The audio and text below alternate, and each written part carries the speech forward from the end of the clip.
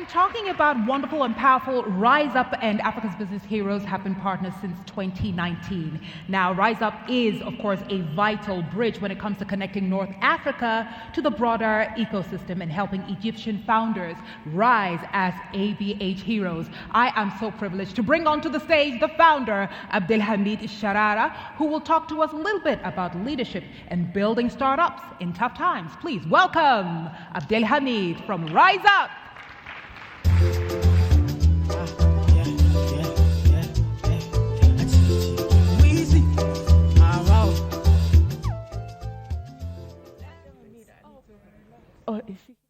Hi, obviously that picture was 12 years ago, so you can see the difference.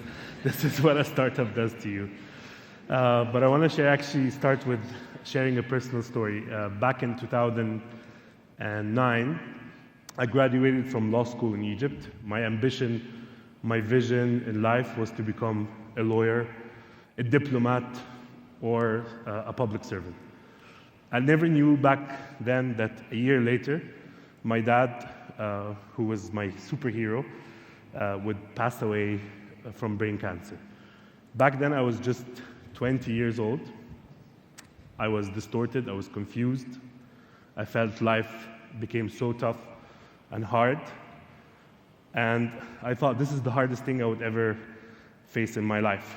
But I never knew back then that in 2011 till 2013, we will have a revolution in Egypt.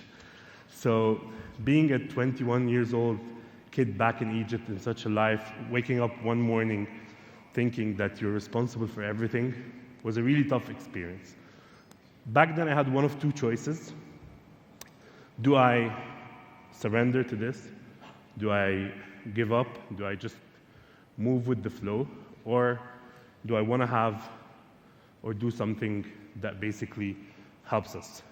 So in 2013, I had the idea of why not that the startup ecosystem in the region, in the Middle East and Africa, would come together for an event. Imagine back then, when we would go into an event, we'd find like 10 people attending, knowing about startups. We'd have to explain what a startup is. The startup entrepreneurship ecosystem and the culture wasn't there. There were a handful of people, and an incredible one of them, Hassan Haidar, is here. Those people were the only ecosystem players, like 2-3 VCs and a couple of support organizations. And the idea of Rise Up was, let's do this event, but I chose the worst time ever. It was 2013. We had no government, post-revolution. The event I selected was actually literally in downtown Cairo, where the entire city was under a curfew. And the day of the event was the main day where everyone was actually having that major fight back then. So I thought the event would never happen. I woke up at 6 a.m., went out of the venue, found like a 10,000 tanks pointing at the venue itself. And I was like, oh my God, all of this effort that we started to do this event will fail. But something magical happened. 2,000 people came to the event back then. 2,000 believers, 2,000 entrepreneurs, investors, everyone from more than 50 countries. And the hashtag back then in Egypt, the viral hashtag was screw circumstances. This was the DNA that Rise Up was built in. Fast forward 12 years, we now in 3 countries. We operate in Egypt, Saudi, the Netherlands. Rise Up has a portfolio of companies. One of them is one of the major platforms for content. Another one is a program based, which is Malak here. Raise your hands. She runs programs for Rise Up. And we're now operating 3 large-scale co-working spaces, looking forward to expand more. The event has impacted 60,000 people. We were super viral online. The culture changed. Every single person in the region started looking for how to start a startup, hearing about it. More than 250 million digital impressions, 800 plus investors, 5,000 startups pitching, 80 nationalities, and so on and so forth. But really what matters was, I looked back preparing for this pitch, and I would like to thank Jason, Zahra, and the entire team. Give them a big round of applause, please. They were also some of the very early believers in RiseUp back 8 years ago. And they came and they called us and say like, hey guys, we want to support the ecosystem. Back then, the word ecosystem wasn't really well known. So what's the solution for building, in my opinion, a startup in tough times? It's to build an ecosystem around it. Those are the three, what I call the 3 Ds of building the ecosystem. One, and this is the most important, your core. And we will define what's in your core. The second would be applying a design view of how you build this ecosystem. You need to be empathetic, you need to think like a designer. And the third is the most important as well, is one of the most important, is the right mindset. If you don't have the right mindset for this, it would be a really tough ride. And since we're using the word ecosystem so many times and community, I'd like to think of my business as a tree, going back to the basics, where the core is the roots, the design is the leaves, and the stem is the right mindset. So what's the core? First, the most important thing what I believe that helped RiseUp and helped my business grow was it clearly had a compass, a purpose, to connect startups with the most relevant resources. If you ask anyone inside our organization, or you ask anyone who attended our events, what's the purpose behind RiseUp, they would tell you they're there to connect startups with resources. So everyone here who's starting a business or has started a business, because I know there's so much cliche about, you have to figure out your purpose and stuff like that. This is not it. This is about having a clear mission that helps you in such tough times to basically become your compass or your true north towards moving forward. The second thing in your core is your vision as a company.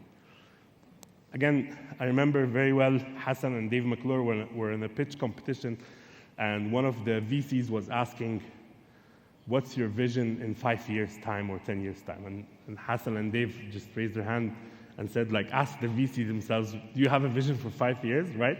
No one can really predict the future.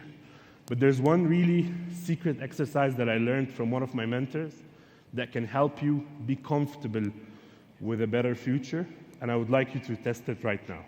So if everyone would help me with this, just take a deep breath, and then close your eyes. And then while closing your eyes, I want you to envision either your business, yourself, your family, or anything that you really care about in a better status, and really envision it here. So I want you to think of it as a picture. Do you really see that picture? You can open your eyes now. Did you see that? It's beautiful, right? Who saw a better picture of their future? Yeah? I remember very well, in 2021, post-COVID, it wasn't really post-COVID, it was kind of during COVID, we had a very, very tough event at the pyramids. So everything was really chaotic. The only way I was comfortable with doing this event was through envisioning it, and our entire team engaged in this exercise. The third thing in your core is your values, what you really care about, what you cherish, what are your cornerstones, what's your culture. Look around you in your organization, family, life, everyone. Are the people around you having similar values? And if they're different, are you respecting them? Do they respect you? This is what brings together the purpose and the vision in such tough times. And then second thing is to design, and you can also see Hassan here. That picture is 12 years old, right?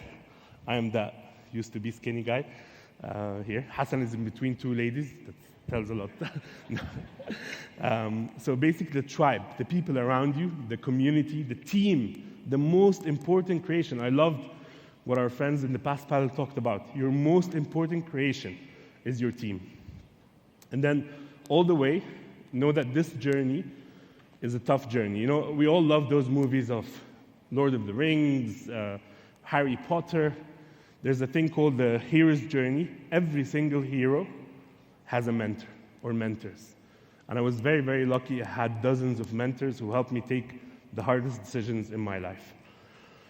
Change is a pandemic, and it's going to stay forever. So if your business, your product, your team, your mindset are not agile, and here I would like you to challenge you to go back to your purpose when you're trying to be agile.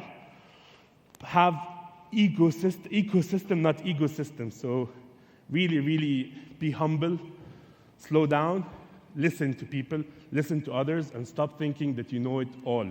No one knows it all. And then if you don't have this growth mindset, you will be obsolete when it comes to competition. And lastly, and most importantly, if you're not consistent, you will not build trust. If you're not consistent, people will not believe you. Thank you so much. Thanks.